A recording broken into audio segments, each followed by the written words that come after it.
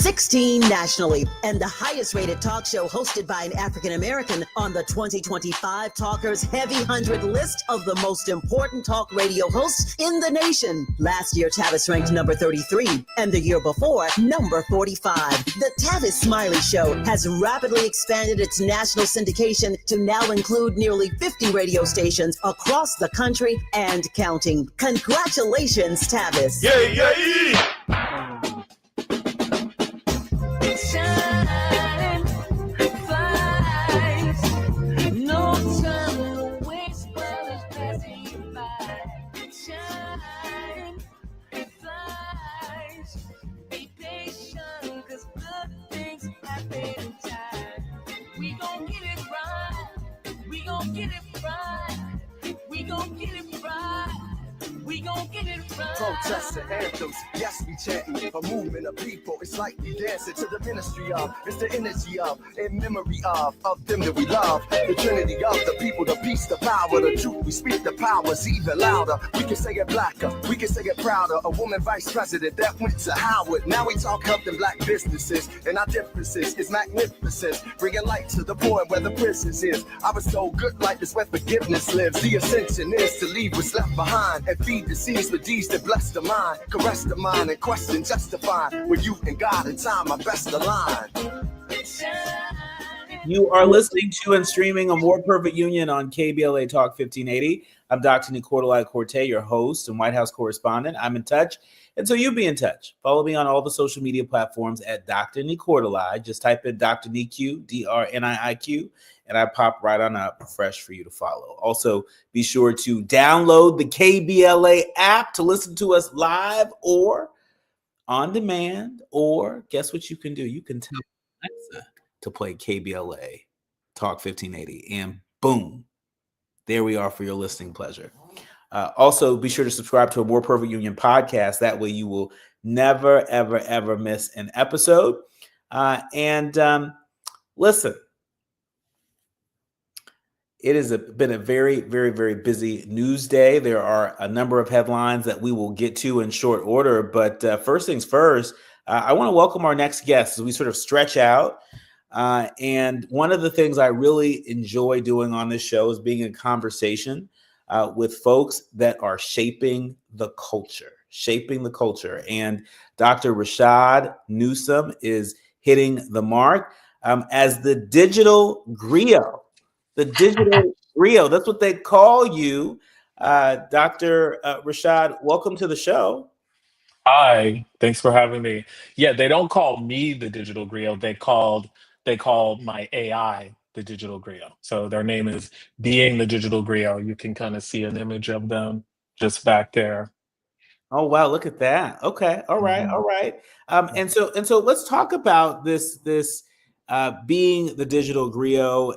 It blends a lot of different practices, including filmmaking and animation and collage and sculpture, photography, and including community organizing. Talk to us about the origin story for this concept of the digital griot. Yeah, it kind of came from me thinking about, how you make an artwork, you put it in a room to start a conversation, but what would happen if the artwork could not only start the conversation, but participate in it audibly? And so I have a background in engineering and programming, and so artificial intelligence was the tool to sort of realize that.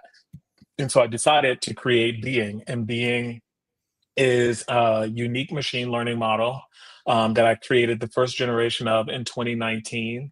And their visual representation is a sort of Afrofuturist non-binary cyborg. And Being is trained on the data of some of my personal heroes like Bell Hooks, Cornel West, Paulo Freire, and many, many other Black and Black queer scholars. And they teach what I call a decolonization workshop. And it's a workshop that combines dance, critical pedagogy, mindfulness meditation, storytelling, all to create this experience that gets people thinking critically about their lives and talking to one another to create meaningful change.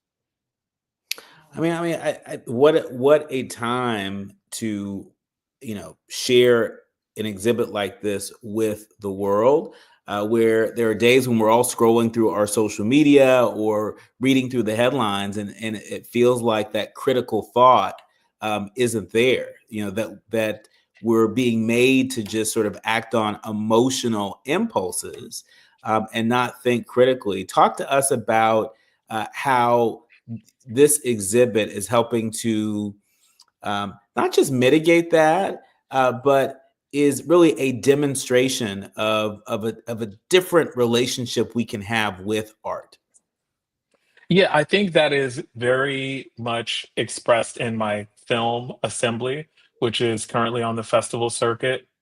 We just premiered at Frameline in San Francisco last weekend. We had our original premiere earlier this year at South by, and then recently in New York and London, and we're like continuing on that circuit. But I think the film really shows that, because the film is sort of about an exhibition I did in 2022 at the Park Avenue Armory Drill Hall in New York, and Being was a part of that exhibition.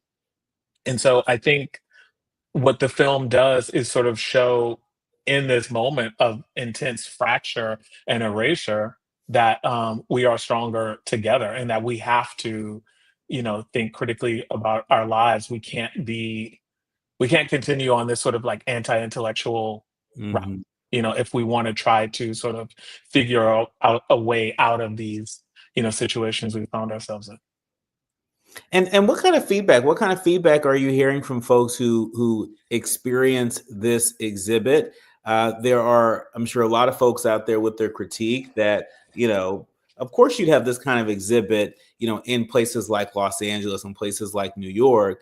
But what are you hearing from, people from, the Midwest and from the South that experience this digital griot exhibit? Yeah, so the exhibition has not gone to those places yet.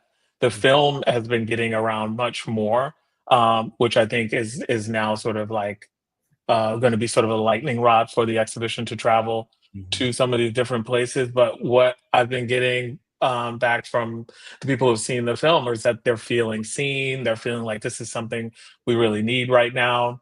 It has been to New Orleans. The film has been to the Midwest. Mhm. Yeah, I think it's going to next to Maine and then to Melbourne. And so I think that's one of the powerful things about cinema is that it has the ability to move a lot faster than an exhibition can move, because an exhibition requires, the transference of objects, and, the exhibition is not just an object-based exhibition. It's also a live performance, and it's these classes that Being is doing um, every day. And so it's a much bigger endeavor and involves a lot more resource. But the film that documented the initial exhibition is a way for that to kind of be in multiple places simultaneously. Wow. I mean, clearly this took a lot of thought. Not only, did you create this exhibit, but you're creating the film. I would imagine, did the exhibit come first or did the film come first? The exhibit came first. Yeah. The exhibit was in 2022. It opened in February. And we shot it. And then, I shot before that and then after that. And then the film came out this year. And what is it that um, you believe uh, is absolutely essential in terms of folks being able to suspend judgment long enough to be able to consider some of the assumptions that your exhibit challenges? I mean, it is an interdisciplinary work, and I'm sure it's definitely going to trigger a lot of different opinions. A lot may come to the surface. Talk to us about the importance of the folks who experience this suspending judgment long enough to just consider, some of the ideas that you're presenting. Yeah, I think most of the criticism has come from the use of artificial intelligence. That's like a very big trigger for a lot of people right now. And I think the issue, though, is that, artificial intelligence is a multi-billion-dollar industry built by brilliant people all around the world, creating tools that can be assembled in different ways and referred to as AI. And some of these tools and systems behind them deserve deep criticism, particularly when they rely on surveillance, data extraction, exploitative labor, or when they harm marginalized communities. But Being is not any of those things. Being is not built on any existing AI platform. I'm not harvesting data. I'm not exploiting invisible labor or displacing anyone. Instead, what I've created is a pretty modest machine learning model shaped by the work of so many really important Black and Black queer figures. And in a way, many of which who are no longer with us. And in many ways, it has become a way to sort of immortalize them. And it's using that material to, get people to think critically about their lives and to speak to one another, because it's sort of rooted in this workshop that starts with dance. It gets people in their bodies and out of the front part of their brain so that they can kind of sort of relax and have these difficult conversations with one another about, like race and gender and all the things that people are so afraid to talk about. And what's been really nice is that, I sit back and I watch these classes, and you can have people, you have someone from like we're in New York, you have someone from like 50 plus white guy from Upper East Side in the class with like a 20 something Black and Latinx non-binary kid from East Flatbush, right? And they're talking about race, they're talking about class, talking about gender, they're talking about all these things, and nothing went left. There's actually people got emotional, people had really deep connections. And so, it's a very hopeful piece. And I think we need more things like this, particularly when you think about that criticism around artificial intelligence. We have to understand that the future is not this sort of ethereal thing that's over here. We are creating it every day. Artificial intelligence is a tool that is here. And like, we could sit on the side and whinge about it, or we can get in the game and actually commandeer the tool to give us optimum well-being. And so I think that's what we got to do, because if we don't, we're left with like the sort of Elon Musks and the, sort of these characters, running the show. And we got to change the game. When we come forward, Dr. Rashad, I want to learn a little bit about how you employ artificial intelligence in developing your art, not just this exhibit, but your art at large. I want to learn how you navigate that, the sort of do's and don'ts, your own sort of rules of the road as an artist, picking up on your point of some of the reticence that people have around the use of AI. You are listening to and streaming A More Perfect Union on KBLA Talk 1580. More with artist Dr. Rashad Newsom when we come forward. You're listening to A More Perfect Union on KBLA Talk 1580. We've got a lot to talk about. Well, thank you. Yeah. At KBLA Talk 1580, we're proud to be celebrating 4 years on the air, but we know we could not have made it this far without you. We work hard every single day to curate conversations that will enlighten, encourage, and empower you. So, from all of us at KBLA Talk 1580, a big thank you for your love and support. You don't know how much you mean to me. And by the way, if your smartphone did not update automatically, be sure to download our brand new KBLA 1580 app. We think you'll love all the new features, including new ways to send us photos and video in real time, whenever news breaks, while we're on the air. It's a new dawn, a new day for KBLA Talk 1580. And we're glad you're on this journey with us. You never turned away, you were right there. And I thank you, thank you.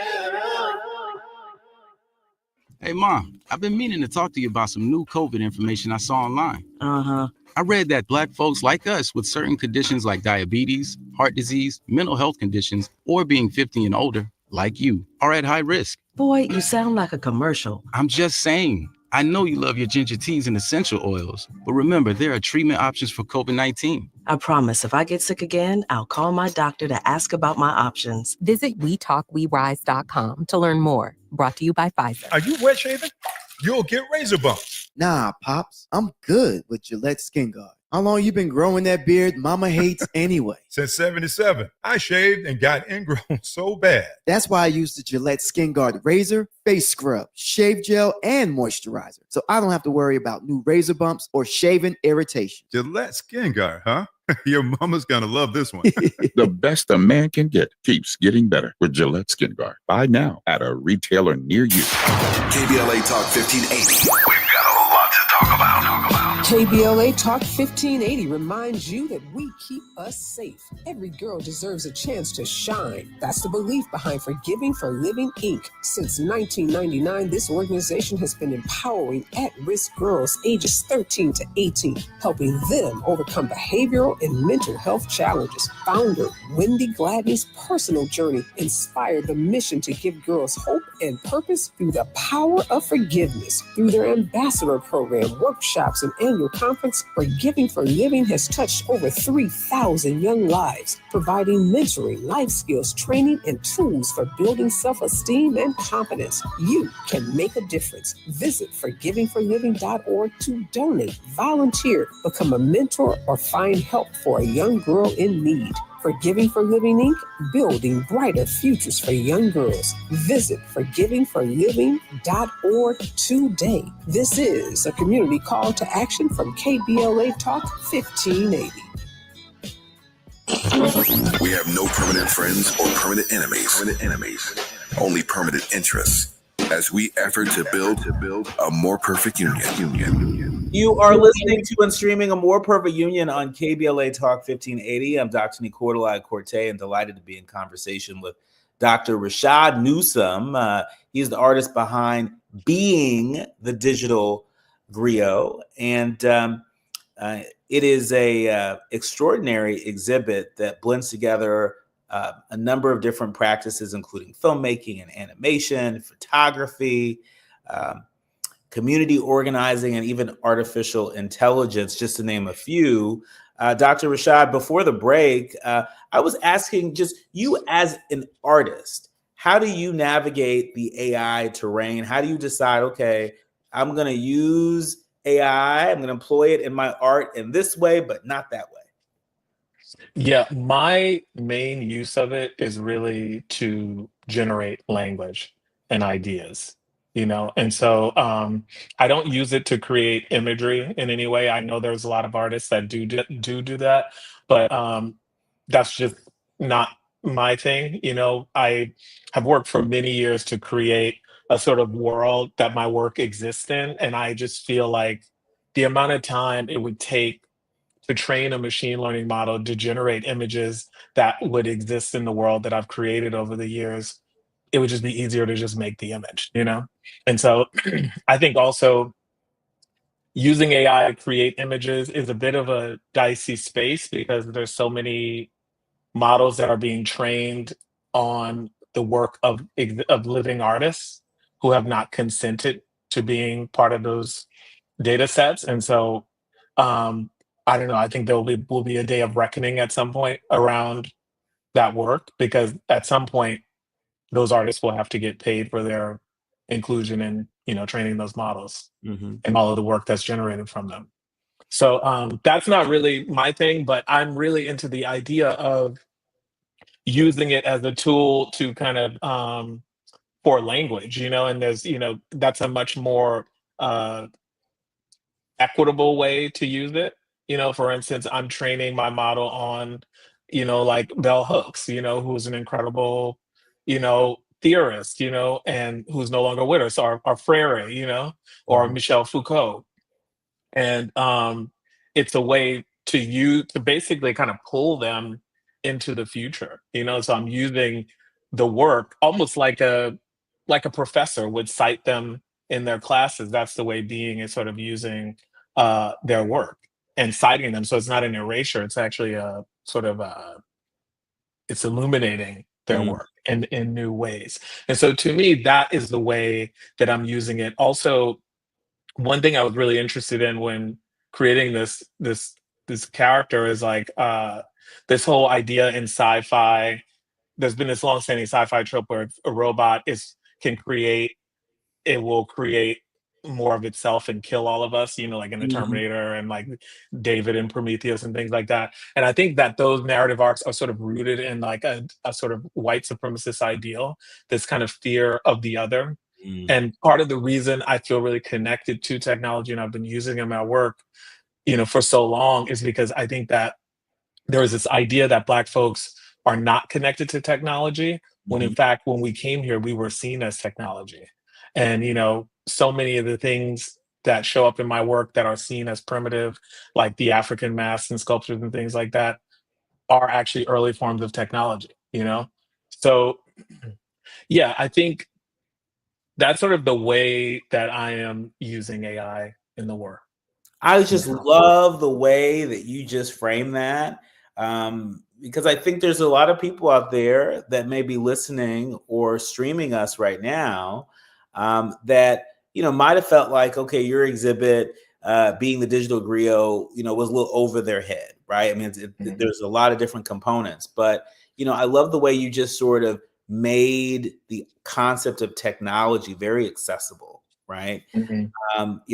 Certainly I grew up with, African masks as art Mhm. around the house, right? And I think it's I see interesting one you back said there. that. You see one right here. Yeah, So same behind this me. mask, for the people who are streaming, you can see over my shoulder that the mask here, actually is the same mask that was in the house that I grew up in, Oh, right? wow. And so it's a little piece of my home and my Mhm. origin story, just right here in my DC home. But I say all that to say that this is technology, right? Yes. The people who carve these masks, the people that create the gumbo or the okra stew, that's chemistry, right? Mhm. And so I love that your exhibit is able to be deconstructed in a way Mhm. where folks don't have to be intimidated. You don't have to understand all of it in order to be inspired or moved or to interrogate a thought, right? Mm. Yeah, I mean, I think it's I try to leave always a lot of room for people to enter the work. And I often think about Toni Morrison, like when I'm making my work, that whole idea that she said, "Oh, you don't want to speak as though you are sort of like over your own shoulder explaining everything." My Mhm. work is really Black as fuck and queer as fuck, but really pushing those ideas to and hopefully beyond its limits. And so, um, yeah, I think there is an entry point for everybody in there some kind of way. Yeah. There is. I just want to get back to this idea of artificial intelligence. I think there are a lot of folks out there of different ages, right, that have their suspicions about it, right, that are afraid to give it access to too many things. There are email, our photos, for fear that we may find ourselves in a situation like the people over at 23andMe, you know, Mhm. who allow them to use their data, with the idea that it wouldn't be shared. And now 23andMe has gone bankrupt. And even for the people who said, don't use my data, it's like they're still using their data. And so, Yeah. talk to us about integrity. Mhm. What do you teach your students, and what do you hope the folks who bear witness to your exhibit? What do you hope they take away from it in the name of integrity? Yeah, I think that it's just about I think that's where I think I'll just bring it back to the inclusion of bell hooks, because I think that her theory of the capitalist, imperialist, white supremacist patriarchy functions as this great sort of prism for which to look at everything through. And it helps you kind of move through the world in a way that makes you kind of think critically about all these different aspects and how they form your reality in your life and can act as a sort of moral compass on the way that you go about doing things. And that's been really helpful for me when working with, artificial intelligence, which is why I kind of put her work at the center to kind of hold the line of that sort of, moral compass, as it were. But yeah, I mean, I think the tool at the end of the day, though, I'm an artist, and so it's like, if people are worried about, artificial intelligence stealing their data, I mean, like, that is like such a much larger conversation. Like, people are on their iPhones, they're on social media, your data is being stole all day, And so the only way we giving it up all day long. Yeah, we are giving it up, So like, it's like, if you want to have a real conversation about that, that's going to involve a massive amount of restraint.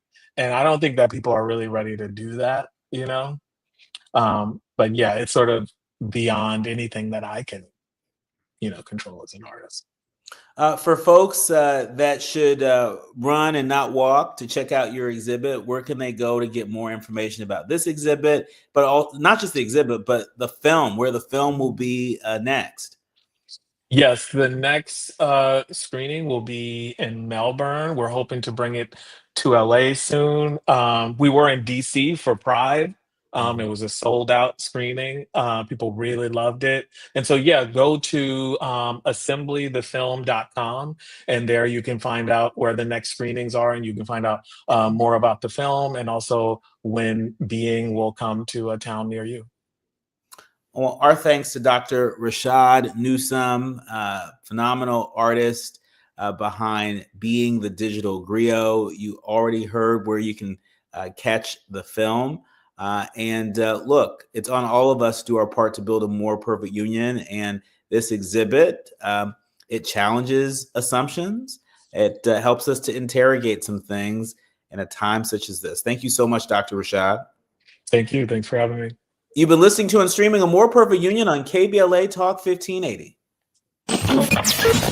The audience is listening, thought-provoking, eye-opening, heart-rendering. This is where authentic voices meet powerful discussions on culture, community, and change. This is where Black voices matter. He's breaking boundaries, amplifying diverse perspectives, and tackling the issues that matter most to you. You're inside A More Perfect Union with Dr. Nii-Quartelai Quartey on KBLA Talk 1580. I'm Amber Payton with BIN News Now. Los Angeles and 7 other LA County cities are suing to stop ICE raids, claiming they violate states' rights and laws against unreasonable searches. To me, this is another example of the administration ratcheting up chaos by deploying what looked like a military operation in an American city. Meanwhile, Black Mayor Karen Bass continues to criticize Monday's large immigration raid in MacArthur Park. Lauryn Hill is now speaking out after she took the Essence Festival stage in New Orleans after 2:30 a.m., citing production issues for the 2-hour delay. She defended her commitment to her artistry and thanked Essence for acknowledging the challenges. And Black Maryland Governor Wes Moore says the Supreme Court's ruling allowing mass federal layoffs is a direct hit to Maryland's people and economy, given its high concentration on federal workers. Get BIN News Now on demand 24/7 on the iHeartRadio app. Big hot spot in the heart of Hollywood, 101 northbound just past Sunset Boulevard. A brush fire is burning over on the right-hand shoulder. Now, more than likely, the right-hand lane is blocked with fire crews. In the meantime, North 101 very slow from Melrose up to the Universal Studios area.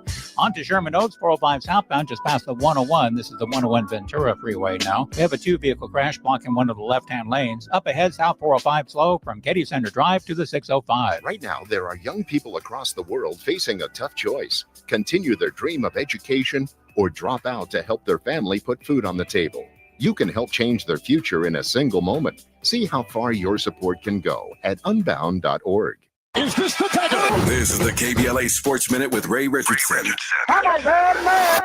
Ben Shelton's history chase at Wimbledon is over. Shelton, the only African-American to reach the quarterfinals in the men's bracket, was eliminated in straight sets Wednesday morning by Yannick Sinner of Italy. Sinner, the #1 tennis player in the world, beat Shelton 7-6, 6-4, and 6-4. The 22-year-old Shelton was attempting to become the first African-American man to win the Wimbledon championship since Arthur Ashe in 1975. One of the perks for Hampton and North Carolina A&T getting chosen to play in the NBA HBCU Classic is that each school will receive a $100,000 donation from the NBA. The NBA also covers all travel expenses for both teams. Hampton and North Carolina A&T will play each other during NBA All-Star Weekend at the Intuit Dome in Inglewood. The All-Star Game is February 15th. This will be the 5th HBCU Classic sponsored by the NBA. No debates, no speculation, just the info you need. That's your KBLA Sports Minute. I'm Ray Richardson on KBLA Talk 1580. Yeah, y'all, come on. At KBLA Talk 1580, we fight the power every day. Yeah, Gotta give us what we want.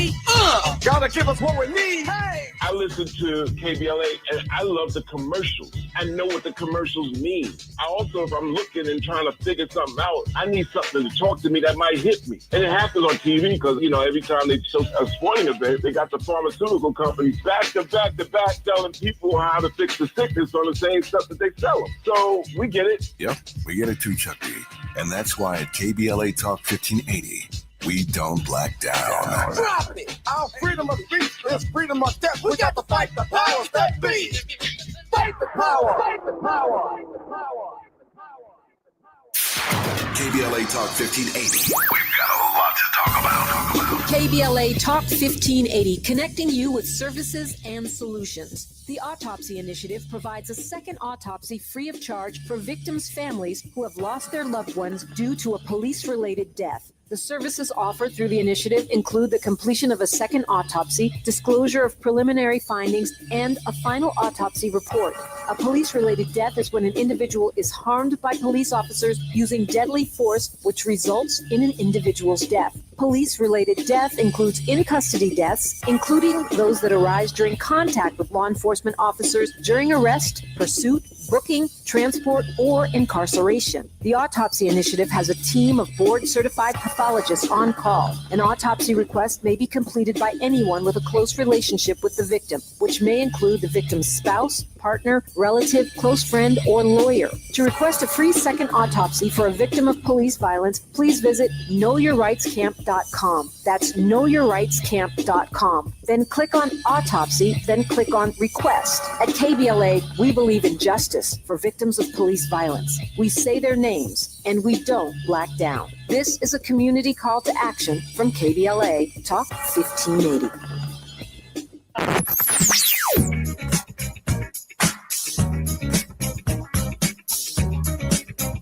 This is KBLA Talk 1580. Talk radio.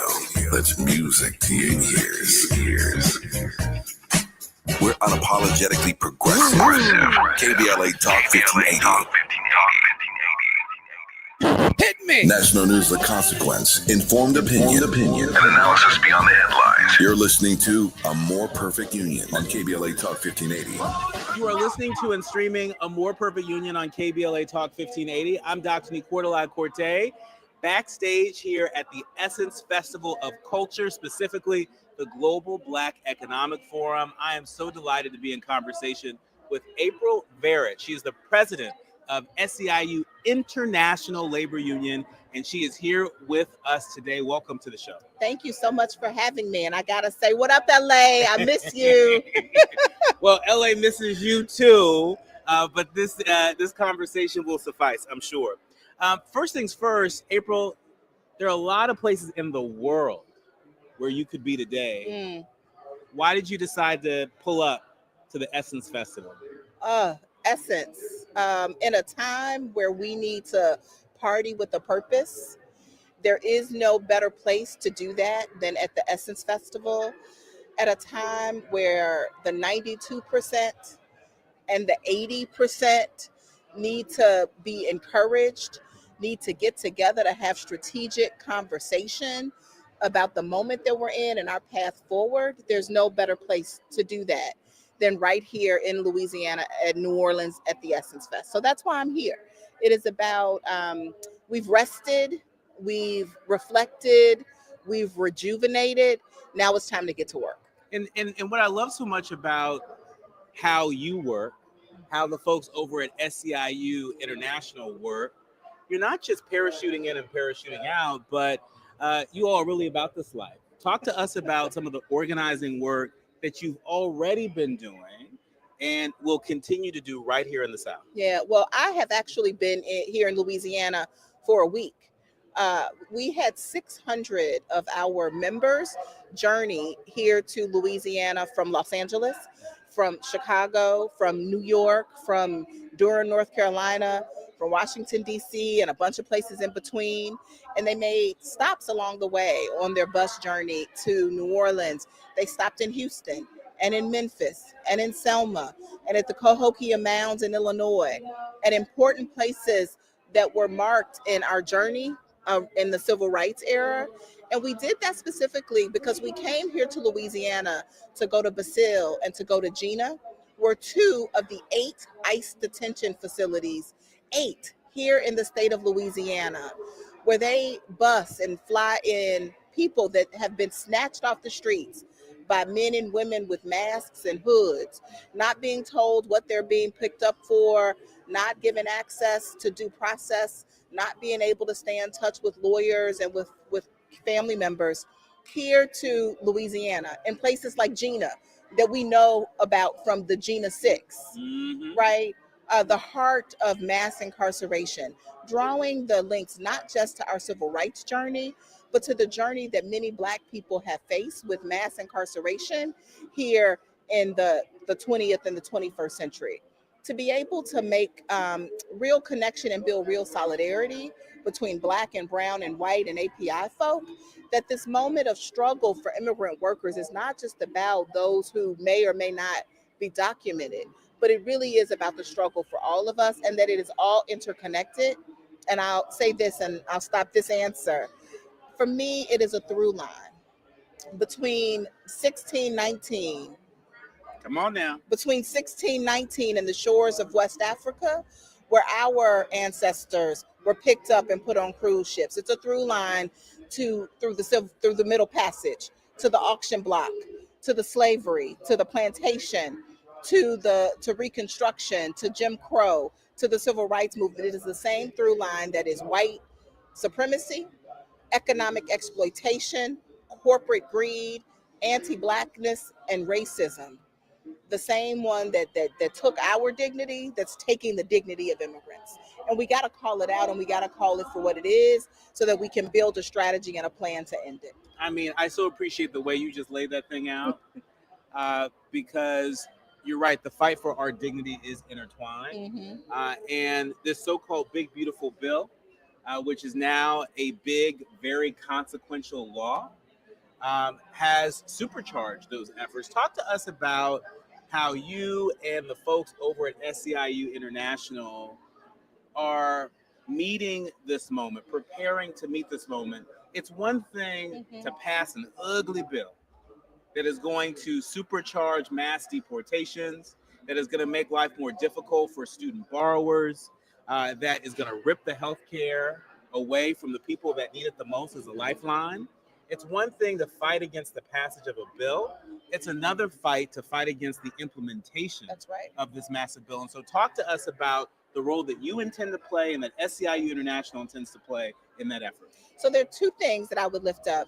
In the week leading up to the final votes and the signing of the bill, we had 600 people in the Capitol, because we do not want the senators and the Congress people that voted for this bill to forget our faces, to forget our voices, because we told them last week we ain't gonna forget. And so we have to remind them come November 2026 that we haven't forgotten.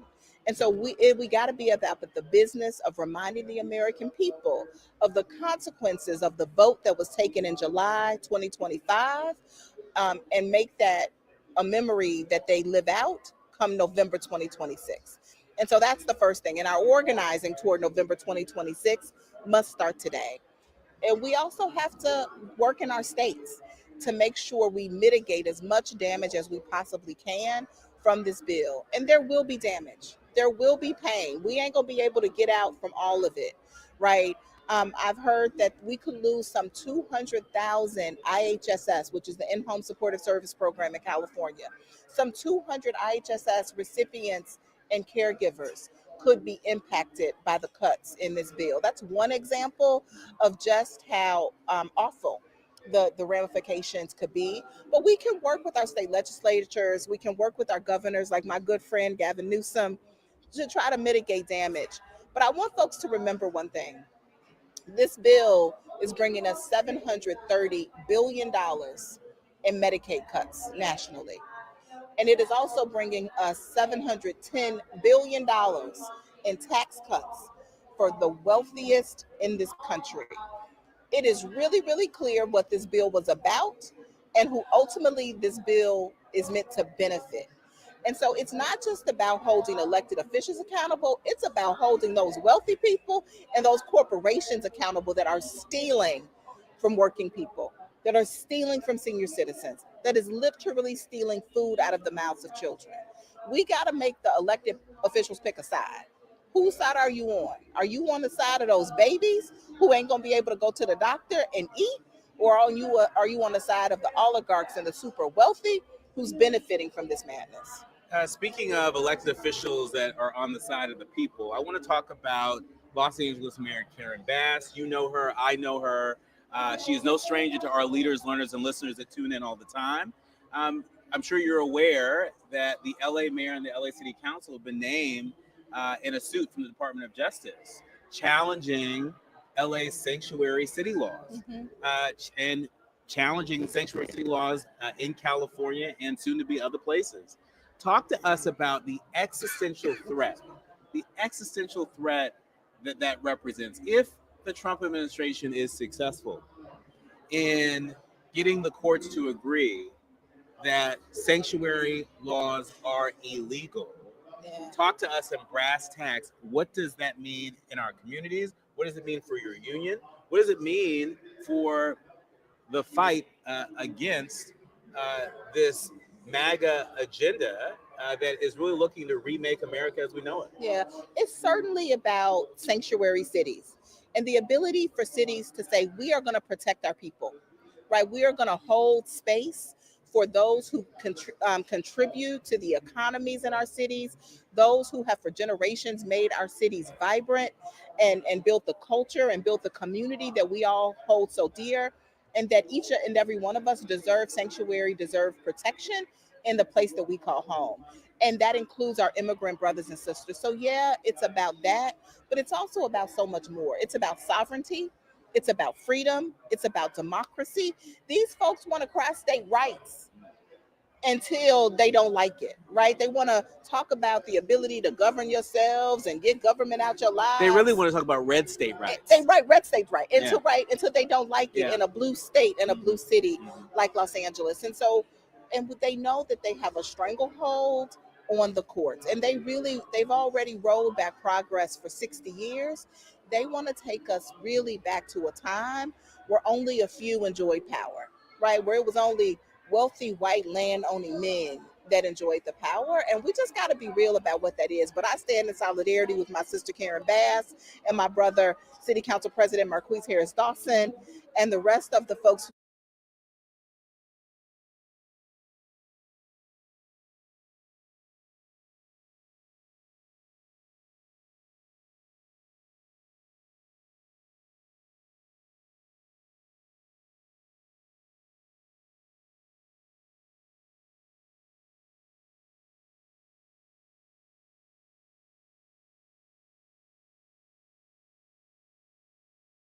On KBLA, we've got a lot to talk about.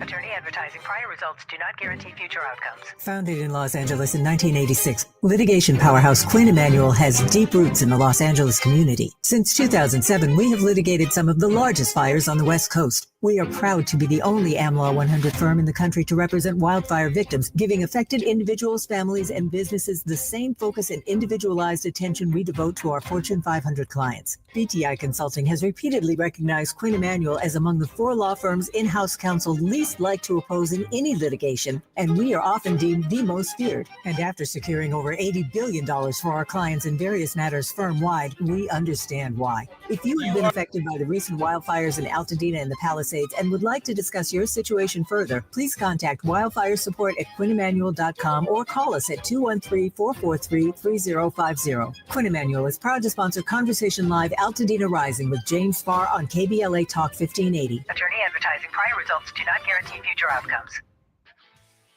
This is the story of the one. As a lineman, he does whatever it takes to keep the power on in his community. And he wants a partner like Grainger who does the same.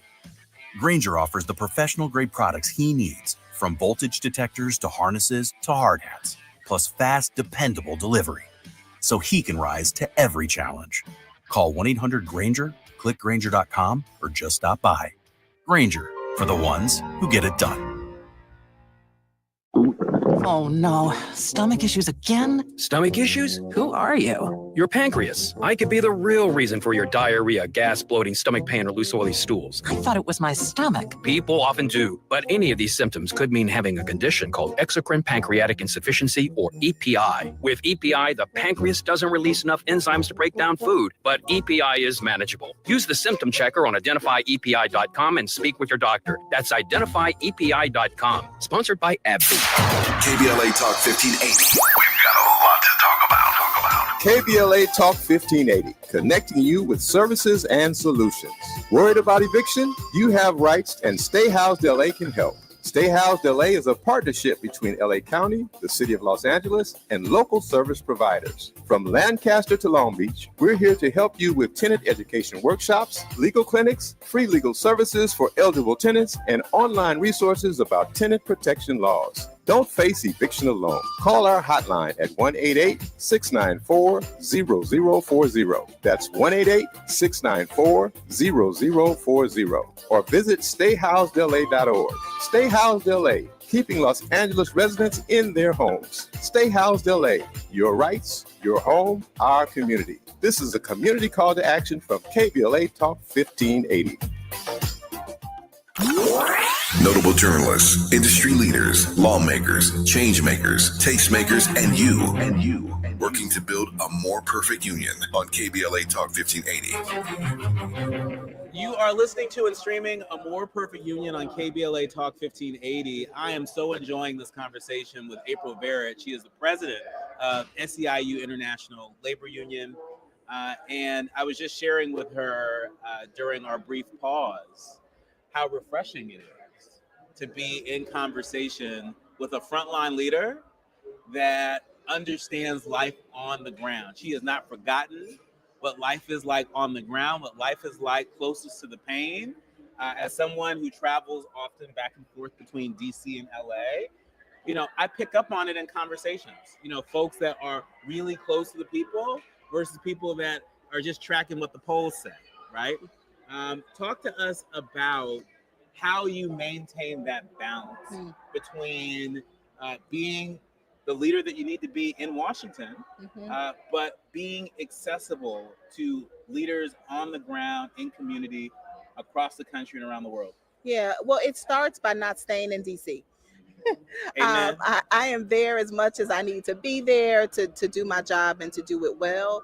But when I get to be in Los Angeles and in Oakland and in Sacramento and in Humboldt and in, all of the places where our members call home, and not just in California, but I go to New York and Boston and Chicago and Detroit and Atlanta and Durham, right? The places where people actually live and work. Not that they don't do that in DC, but being in community, being in proximity to our members, to their struggle, walking a day in the shoes of our members when I can. And I drive my staff a little bit crazy, because as long as somebody want a hug, want a picture, want to talk about what's going on in their lives, I'm going to make the time to do that. But also talking to business leaders and business owners and trying to reset the relationship between business and labor, right? Because in this moment, in this time, we got to work together. And as I want to build a new 21st century labor movement that's younger, darker, hipper, fresher, swaggier, right, to meet the needs of today's workers and today's economy and the future, that means a different relationship with business, where they see labor and unions and workers as a value add, right? As we confront things like AI and innovation, Workers need a different seat at the table, where it's not a conversation about is that technology going to take my job, but that is understood that I'm a human, I need the job, it's not going to go nowhere. But how is that technology going to make my job better? Going to allow me to live better and work better? And so how are we wrapping our arms around that? And we got to be in conversation differently with business leaders in order to make that happen. I love that you brought that up, because I've actually seen you mention that a lot in some of the interviews and conversations you've been having, making clear that y'all are not anti-business. And as much as there are folks in corporate America that want to pretend that organized labor is the devil, you're like, we're not the devil. That's right. I'm not looking for conflict. I'm looking for correction. I am looking to correct generational poverty. I'm looking to correct economic exploitation and the perpetuation of it. Get your bag. I want you to have your bag. I just want you to create a bag for others. Don't get in the way of your workers getting a bag too, right? So you'll have a few less billion. That's okay.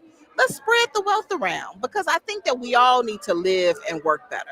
April, I want to ask you, what is it about Trump that has animated and energized a lot of working class people? There are a number of folks that traditionally Republicans wouldn't expect to be a part of their coalition that are. And it's not just in some areas, it is across the country. What is it about President Trump? What is it about his agenda that has some working class folks rocking with him? Yeah. Look, I think it is all performative. I don't think he believes much of his own rhetoric, but he has done a masterful job of convincing far too many working people that he sees them, that he appreciates their pain, and that he has a vision to do something about it. And I say it's performative because I believe that he doesn't really see them. He doesn't really acknowledge and, want to do something about their pain, but he definitely wants to leverage them for his own personal power. I also just think that in general, the right, and my good friend Rashad Robinson says this, I wish I had said it myself, but I quote him about this all the time, that the right has the ability to make people feel like they belong. And then they convince them what to believe. And on our side of the political spectrum, we require people to believe before we make them believe they belong. And I think we got to do a better job of being inclusive. We call ourselves a big tent, but we real damn judgy. We are real damn judgy. Yeah. And so how are we doing a better job of helping people feel like they belong to something? And that they don't got to believe every single thing we believe or that I believe or that you believe, but that we all belong someplace and we belong in that place together. That's right. In our remaining moment with April Barrett, I want to ask you, what is giving you hope these days? There are a lot of folks out there that feel like the ground has literally shifted underneath our feet. What is keeping you tethered? What is keeping you anchored? What is keeping you up late at night? Well, right now, today, being at Essence Fest is what has given me hope, because it really is a party with a purpose.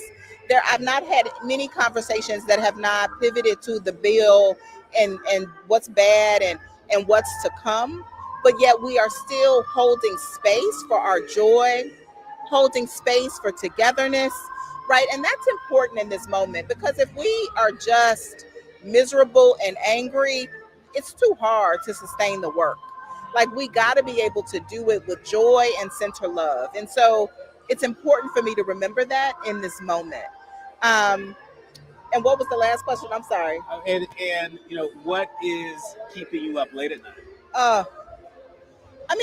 Thinking about those babies that's not going to have health insurance and that's not going to have lunch at school really is keeping me up at night. Thinking about our seniors and people living with disabilities who rely on health care, about our members who are going to be impacted, about the hospitals and nursing homes in community that are going to close, and the pain that far too many people are going to feel over the next few years. but I am hopeful that we are able to turn that pain into purpose and into power. Well, I am more hopeful because of this conversation. It has been a joy to be in conversation with my sister, our sister, April Verrett. She is the president of SEIU International. She is on her job while we are on assignment here at the Essence Festival of Culture. Thank you, April. Thank you. Let's go get it, LA. Awesome. Interview with April Verrett. She is the president of SEIU International. You had a chance to hear what she really thinks about the so-called Big Beautiful Bill turn law and what she sees as the mandate of SEIU International as we move forward. Part of that being reminding members of Congress who voted for this bill in 2026 what they did in July 2025. We'll have to leave it there. My thanks to the entire village that helps us produce a more perfect union each and every day, including our executive producer, Tavis Smiley, our sound engineer, Brother Andy, our show producers, Faraji and Art, our phenomenal Morgan State University intern, Journey Burris, and of course, to each and every one of you, all of our leaders, learners, and listeners. We curate the show each and every day with you in mind, intent on not overwhelming you, but sharing with you the headlines that we think you need to know, and featuring expert minds that help us to go beyond those headlines and get to the heart of the matter, as well as featuring voices that are shaping the culture. And so our thanks to everyone who's been featured on today's show. Remember, don't fret. Don't wring your hands. Do what you can from where you are with what you have, but by all means, do something. You've been listening to and streaming A More Perfect Union on KBLA Talk 1580. More coming up on KBLA Talk 1580 when we come forward. The Trump administration for withholding funds from sanctuary cities. The lawsuit challenges the Department of Justice and Homeland Security for blocking money over immigration policies. Black Mayor Brandon Johnson's counsel says federal funds should not be used to force local compliance with